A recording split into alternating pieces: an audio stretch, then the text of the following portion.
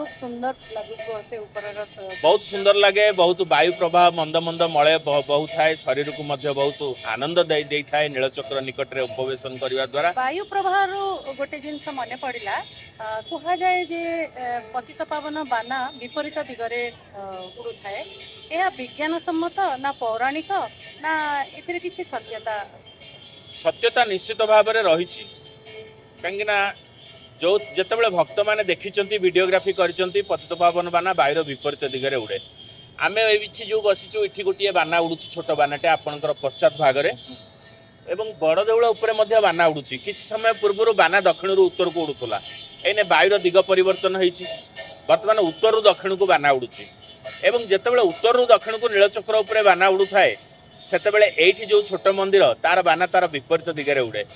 से सब समय जदियो नुह किसी समय भक्त मैंने देखती एवं वीडियो उत्तोलन करती। तेणु ए कथा मध्य सत्य, ए कथार विज्ञान सम्मत कारण रही कहीं बड़ देउल बहुत उच्च। जितेबाला उच्चरे वायुर जो दिग जो दिगरे समुद्र जितेबाला वायु प्रवहमान होता है से बाना वायुर दिगरे ही उड़ी थाए। एवं तले जो वायुमंडल जो रही बड़दाण्ड उपरिस्थ वायुमंडल सेठी विभिन्न प्रकार ऑब्स्टैकल रही कोठा बाड़ी रही। तेणु वायुर चलाचल ताठारू ऊपर ठारू स्वतंत्र भाव में टिके भिन्न रही है। तेणु बानाटी जितेबाला अलग दिगरे उड़े लोक मैंने देखती जे वायुर विपरीत दिगरे एठारे बाना उड़ुछि।